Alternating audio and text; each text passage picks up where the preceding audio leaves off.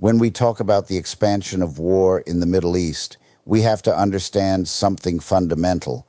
Conflicts do not grow overnight. They evolve, they stretch, they test boundaries. And right now, one of the most critical pressure points in this evolution lies along the border between Israel and Lebanon. What was once a contained front is steadily transforming into a zone of constant tension, where every exchange carries the potential to ignite something far greater.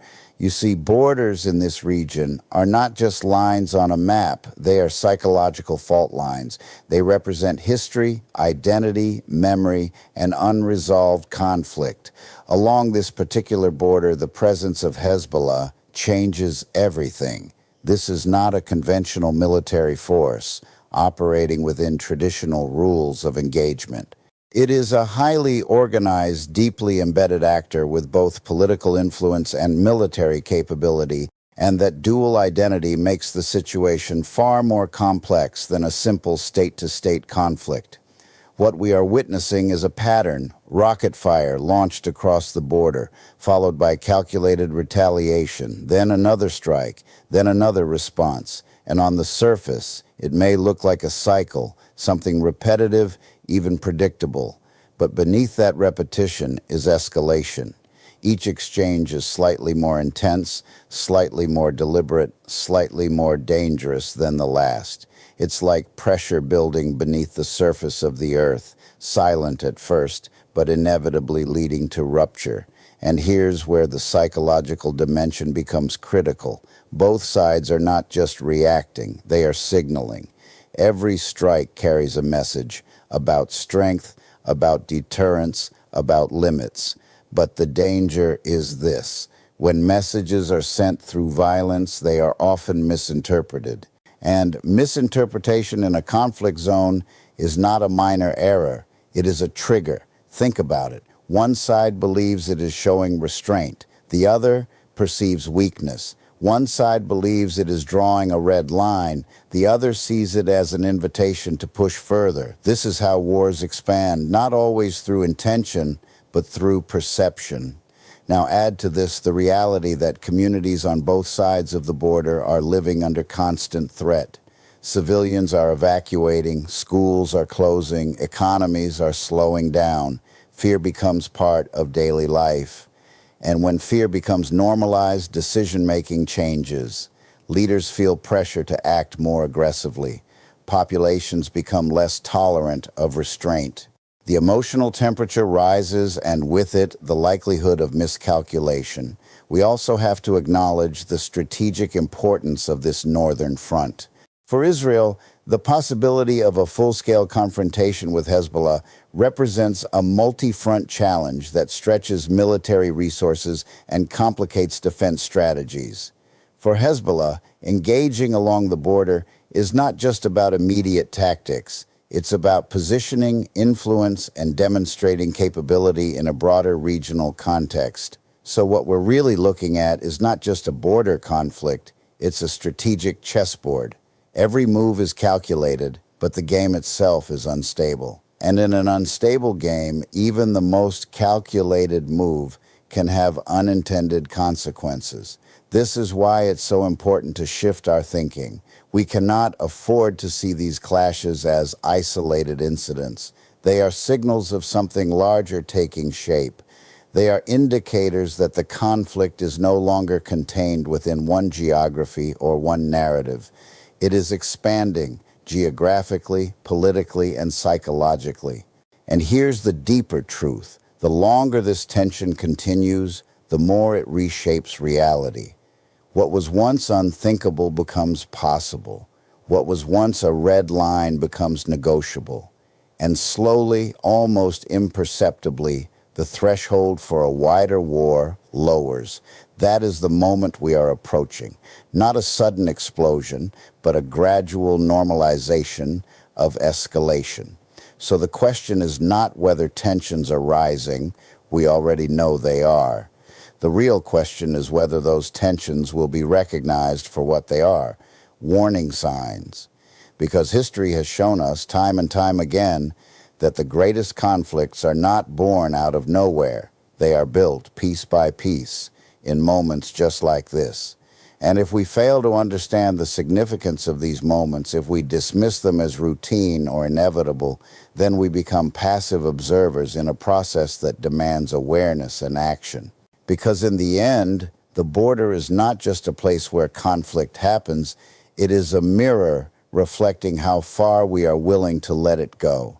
If we move beyond the border itself and begin to examine the actors shaping this conflict, we come face to face with a reality that demands deeper attention, the evolving role of Hezbollah, because what we are witnessing is not just participation, it is transformation. And transformation in a conflict like this is never neutral. It always shifts the balance. You see, for years, Hezbollah has existed in a kind of dual space. On one hand, it is a political force embedded within the structure of Lebanon. On the other, it is a highly capable military organization with experience, discipline, and a clear ideological framework. That dual identity has always given it a unique kind of leverage, both internally and across the region. But now, that leverage is being exercised in a more direct and visible way. This is where the shift becomes significant. In earlier phases of regional conflict, Hezbollah often operated in a supportive or indirect capacity, signaling solidarity, applying limited pressure, maintaining a calculated distance from full-scale war. But what we are seeing now is different. The actions are more frequent, more coordinated, and more strategically assertive. This is not symbolic engagement. This is deliberate positioning. And we have to ask ourselves, what does that mean? It means the conflict is no longer confined to a single narrative or a single battlefield. It means the structure of the war itself is changing. Because when an actor like Hezbollah steps forward, it brings with it not just manpower or weapons, but a different level of strategic complexity. Consider the capabilities involved. Hezbollah is not operating with improvised or limited resources. It has developed a sophisticated arsenal over time, precision-guided missiles, advanced surveillance systems, and a command structure that has been tested through years of conflict experience. This is not a force that reacts impulsively. It calculates, it adapts, and most importantly, it learns. Now, place that capability in direct tension with Israel, a state with one of the most advanced military systems in the world. What you have is not just confrontation, you have escalation potential on a scale that is difficult to contain. But the military dimension is only part of the story. The deeper layer, the one that often goes unnoticed, is the network of influence behind Hezbollah. Its relationship with Iran adds another level of gravity to the situation, because this is not simply about one group acting independently. It is about alignment, strategy, and the projection of influence across borders. And when influence begins to move across borders, conflict follows. This is where the philosophical question emerges. At what point does involvement become ownership? When does support turn into participation? Because once that line is crossed, the dynamics of responsibility change, the stakes rise, the consequences multiply. And here's the critical insight. Hezbollah's growing role is not just about what it does, but about how it is perceived. Perception shapes response. If it is seen as a localized actor, the response remains limited. But if it is perceived as part of a broader strategic axis, then every action it takes is interpreted through a much larger lens. That is how conflicts expand, not only through physical movement, but through expanding meaning. At the same time, we cannot ignore the internal dimension within Lebanon itself. A country already facing economic hardship and political fragility now finds itself increasingly tied to a conflict that could escalate beyond its control. And this raises another important question. Who bears the cost of strategic decisions made at higher levels? Because in every conflict, there is a gap between decision and consequence. And that gap is almost always filled by ordinary people, families, workers, communities who have no direct influence over the strategies being deployed yet experience their full impact. This is why understanding Hezbollah's role requires more than just a military analysis. It requires a human perspective. It requires us to see not only the moves being made, but the lives being affected. And then there is the psychological dimension, the mindset of escalation. When an actor increases its level of involvement, it sends a signal not just to its adversary, but to itself. It reinforces a narrative of commitment, of resilience, of readiness, and that narrative becomes self-sustaining. The more you act, the more you justify further action. That is how escalation becomes identity. So now we find ourselves at a crossroads where Hezbollah is no longer on the periphery of this conflict. It is becoming a central player, shaping not just the direction of events, but the very nature of the war itself. And when a conflict begins to change its nature, everything else must adjust. Strategies, expectations, and most importantly, our understanding of what comes next. Because if we continue to see this through an outdated lens, if we underestimate the significance of this shift, then we risk being unprepared for the consequences that follow. The reality is simple, but it is not easy. When roles expand, so do risks. And when risks expand without clear limits, conflict stops being contained and starts becoming inevitable. So the question we must confront is not just what Hezbollah is doing, but what its growing role is leading toward. Because the true danger is not in the action itself, it is in what that action makes possible. And when you take a step back and connect these developments, the rising tension along the border, the expanding role of Hezbollah, you begin to see a larger pattern forming, a pattern that goes beyond isolated clashes or individual actors. What we are really witnessing is the early stage of something far more consequential, the risk of regional spillover. Because conflicts like this do not exist in isolation. They are embedded within a network of alliances, rivalries, and strategic interests that stretch across the Middle East. And when pressure builds in one part of that network, it doesn't stay contained. It transfers, it moves, it spreads. Now consider what happens if the situation escalates further within Lebanon. At first, it may appear as a localized intensification, more strikes, more displacement, more instability. But beneath that surface, something more significant is taking place. The conflict begins to pull in attention, then involvement, and eventually commitment from other actors. And this is where the stakes change entirely, because once additional players begin to engage, directly or indirectly, the conflict transforms from a bilateral confrontation into a multi-layered regional crisis. Each actor brings its own interests, its own fears, its own red lines, and those red lines rarely align. Take Iran, for example. Its connection to Hezbollah is not just ideological, it is strategic. Influence in this region is not measured only by territory, but by presence, by alignment, by the ability to shape outcomes beyond one's borders. So any escalation involving Hezbollah is inevitably interpreted through that broader strategic lens. And on the other side, Israel is not simply responding to immediate threats. It is calculating long-term security. It is assessing risks not just on one front, but across multiple potential theaters of conflict. That kind of strategic pressure leads to decisions that are not only reactive, but preemptive. And when preemptive thinking enters the equation, the timeline of conflict changes. Actions are no longer based solely on what has happened. They are based on what might happen. And that what might happen is where escalation accelerates. Now, layer onto this the involvement of global powers, because the Middle East has never been just a regional arena. It has always been a focal point of international interest. Energy routes, geopolitical positioning, historical alliances, all of these factors ensure that when tensions rise here, The ripple effects are felt far beyond.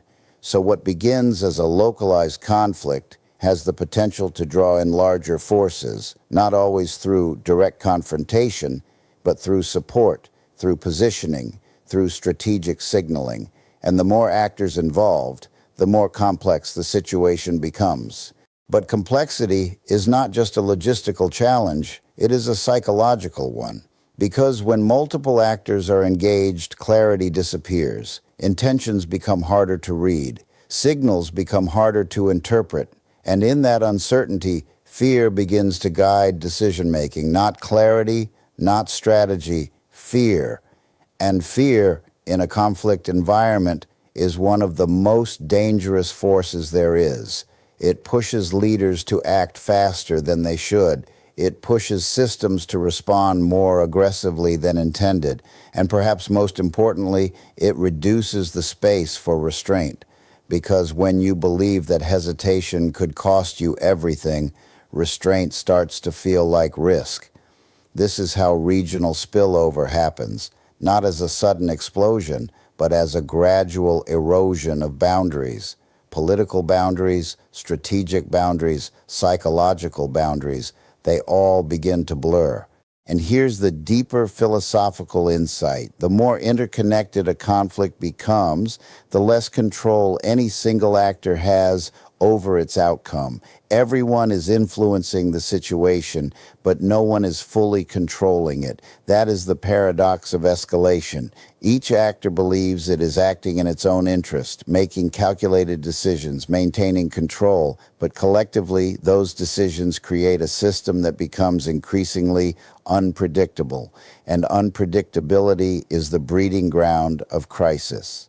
Now think about what this means for the region as a whole. Countries that are not directly involved begin to feel the pressure economically, politically, socially. Trade routes are affected, energy markets react, populations grow anxious, and slowly the impact of the conflict extends far beyond the original zone of engagement. At that point, the question is no longer, where is the conflict? The question becomes, how far has it reached? And that is a very different question. Because once a conflict reaches that level, containing it becomes exponentially more difficult. Every additional actor, every additional interest, every additional layer of complexity adds friction to any effort at de-escalation. This is why recognizing the signs of regional spillover is so critical, because by the time it becomes obvious, it is often already underway. So we have to look at what is happening now, not as isolated developments, but as interconnected signals. Signals that tell us the boundaries of this conflict are being tested, stretched, and in some cases quietly crossed.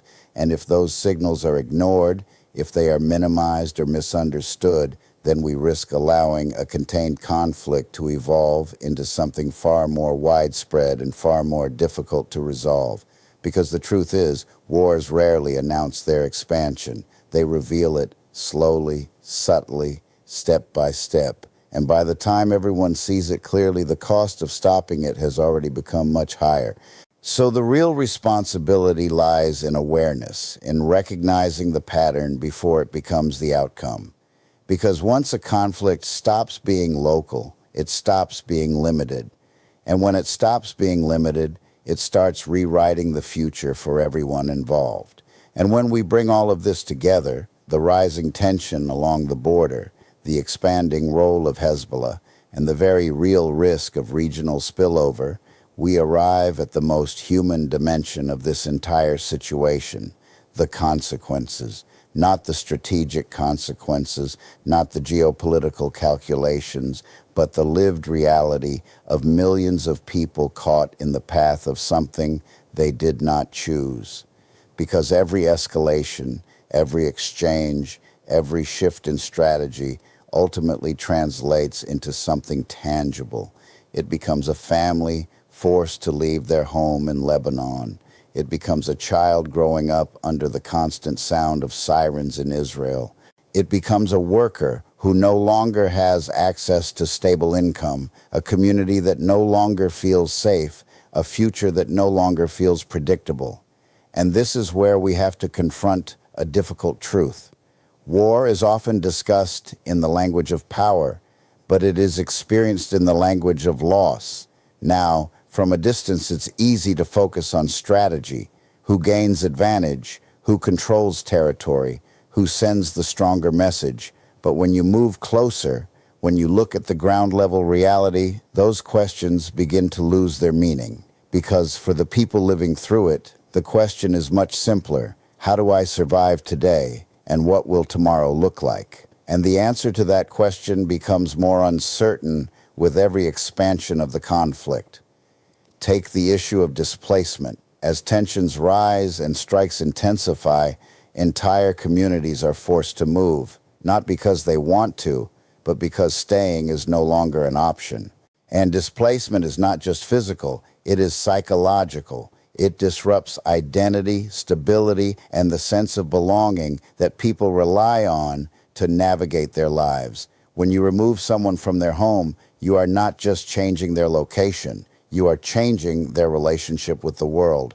And then there is the economic dimension. Both Lebanon and Israel face significant economic strain as conflict expands. Infrastructure is damaged, businesses shut down, investment declines, and over time these effects compound, creating a cycle that is difficult to break because economic instability feeds into social instability. It creates frustration, anxiety, and a sense of powerlessness. And when those emotions build, they don't just disappear, they influence behavior. They shape how people respond, how societies function, and how conflicts evolve. This is why the humanitarian and economic consequences cannot be seen as secondary issues. They are central to understanding the trajectory of the conflict itself, because a population under prolonged stress does not remain static. It changes, its tolerance shifts, its expectations shift, and in many cases, its willingness to accept escalation increases, not because people want conflict, but because they begin to see it as unavoidable. That is one of the most dangerous psychological transitions in any conflict, the shift from resistance to acceptance. And once that shift happens, the path toward de-escalation becomes much harder to find. We also have to consider the strain on international systems, humanitarian aid, global organizations, diplomatic efforts. All of these mechanisms are designed to respond to crises. But when a crisis expands rapidly, those systems are stretched. Resources become limited, attention becomes divided, and the ability to respond effectively diminishes.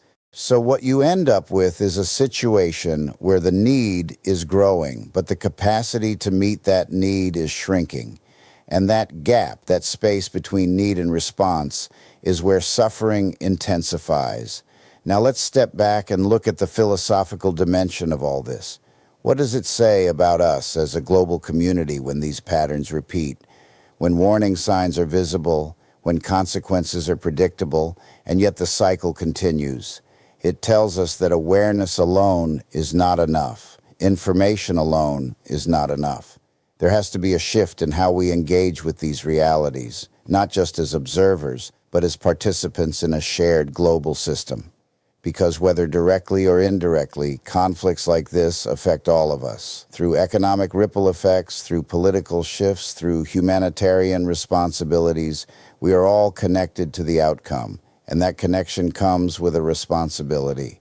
Not necessarily to solve the conflict, but to understand it deeply enough that we do not contribute to its misunderstanding, because misunderstanding leads to oversimplification, and oversimplification leads to poor decisions at every level, from individual perspectives to international policy.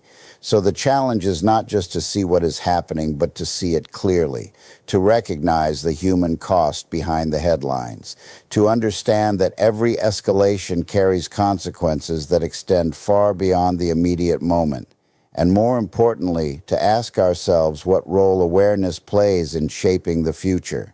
Because the truth is, Conflicts are not just driven by actions. They are sustained by mindsets, by narratives that justify escalation, by assumptions that go unchallenged, by perspectives that remain narrow. And if we want to change the outcome, we have to start by expanding the way we think about it, not in abstract terms, but in human terms. Because at the end of the day, the measure of any conflict is not who wins or who loses, it is what remains afterward. And if what remains is instability, trauma, and division, then the cost has already exceeded any perceived gain. So as we reflect on all of this, as we connect the patterns, the actors, and the consequences, we are left with a simple but powerful realization. If we ignore the human impact of conflict, we don't just fail to understand it, we allow it to continue.